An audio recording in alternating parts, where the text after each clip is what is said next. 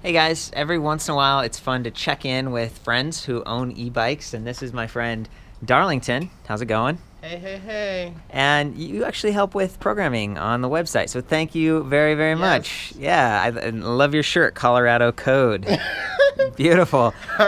So what was it? Like it was like a year ago you had this Trek, just a regular bicycle. You'd been using it, enjoying it, but then you and I were hanging out and we tested the Volano and some of those Right, other exactly. Amazon electric bikes, and I think you fell in love. Is that- so anyway, at the time, I mean, Darlington rides all over town. This is in Fort Collins, and his girlfriend, I don't know, you meet her and work at coffee shops and stuff, so you're very Right. urban oriented. I definitely try to ride as much as I can, and I purposefully live close to downtown and grocery stores and stuff. So Yeah, got the basket. I have a I have a rack. So I bike as much as I can. Basically, since I've gotten the e-bike, I've biked anywhere within Fort Collins. I only drive when I'm leaving Fort Collins. I'm going to Loveland, which that would be a good I don't know, 10, 15 miles from here. Wow. And you did that one day, didn't you? You and Right, so we did that once as a date thing where we biked all over to Loveland back. But for my normal commute and stuff, anything within Fort Collins, which is generally 20-mile radius from where I live, I will bike there. Huh. But that's Because spectacular. of the e-bike, before I upgraded my Trek, my limit was 5 miles. Anything within 5 miles radius from my house, I will bike there. Okay. But when I got the e-bike, I could add another 15. That's awesome. And that's been nice. That's been really nice. Wow. And you know, we were just looking at the display a second ago, and you've gone over 400 miles in the last year. Sounds like. Yes. Now I work from home, so I don't get to commute a lot. And I walk a lot since I live close to Old Town and everything. We're outside right now. Is that where this bike stays most of the time, Darlington? Or do you park it inside? It stays out here most of the time. The battery I take inside, and then I use my helmet to protect the LCD. Good. Hey, that's smart. So, you know, he's got this blue helmet over here. It's, you know, good safety measure anyway, but then putting it over that way it's not going to get faded. This doesn't look like it's scratched or anything. It's in pretty good shape. No, yeah, the helmet does a really good job. And even just going to a store or in parking it out there, I'll use the helmet as kind of a deterrent from looking at it. Yeah. And then if it was raining, it tends to do a good job keeping that dry and keeping the moisture out. Because that helmet also has holes, so moisture doesn't kind of Like condensation on the inside. It's a good point. I found out it works perfectly. Okay. And this is the Dillinger Kit that we're looking at. So shout out to them. I reviewed this, I guess, a year ago, and seemed all right. You know, mid-mounted battery, front-mounted hub motor. This is as simple as they come, really, in terms of installation, because you just screw this on. You have to have bottle cage bosses, and you have to have a large enough triangle, which he did. So low step frames wouldn't always work. Front-mounted hub motors are just, you know, the cabling is shorter. You can see there's a little bit of a mess up here, but it's really that's much simpler than if you have a rear-mounted motor, because then you've got an extra wire and the derailleur you have to deal with, and the cassette, and you have to match it up. So that's all nice, but it does change your steering a little bit. There's more weight up front, and body weight tends to be in the back, so it could spin a little bit more depending on how powerful it is. I noticed that this one has the throttle, so you had a 12 magnet cadence sensor, which and is actually with that sensor, I'm very impressed. I've not had a single adjustment whatsoever, and that's just clipped on. Huh. Just yeah. So Yeah. with water and everything, you know, like he's saying, there's this wire that comes down, and then a reader with that little red light. These magnets pass it. Sometimes if those get kicked, they can kind of like be wavy, but I don't know. I mean, like you said, I guess it's been holding up fine, and because your bike is black, the wires blend in and everything is, yeah. Yeah. I've had zero problem. Really like the throttle, so that would be the one thing I might miss as far as going to the new bike. Well, we should talk about that. So it's time to, you know, Say goodbye. say goodbye to that one. Putting on Craigslist. Putting him on assignment on the new bike. So yeah, that's what we were looking at over here. This is the VoltBike Enduro. Just got finished reviewing this bike. Full suspension, you know, mid-drive motor, no throttle. But it does have the mid battery, so the weight is low and centered. The wires are all internally routed because this is not, it's not a kit bike. Like that one was converted.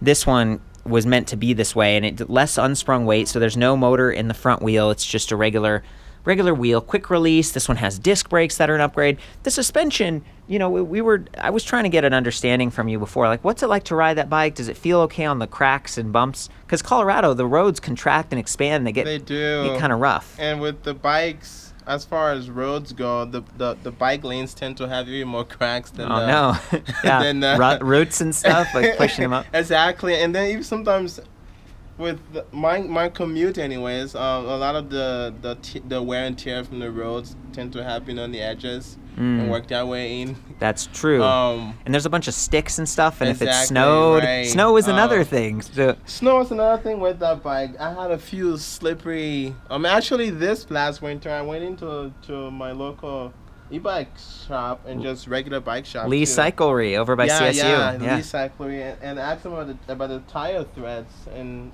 asked them if I should get new tires.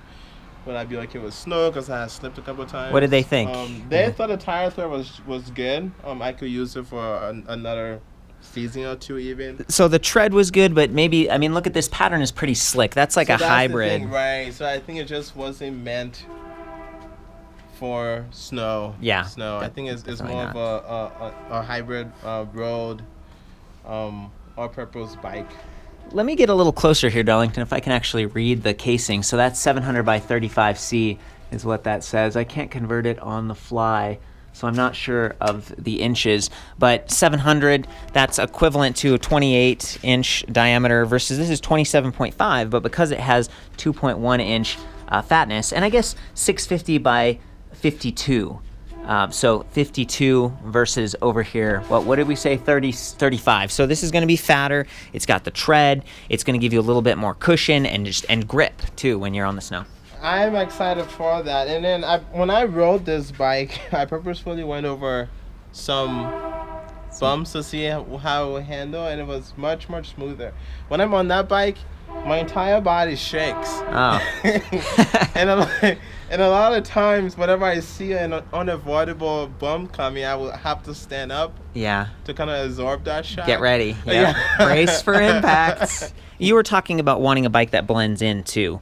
That's another thing, yeah. So it's black at least. That's not a sticker, but on the other side there is a sticker. I was thinking about taking that off and maybe flipping the slap guard around.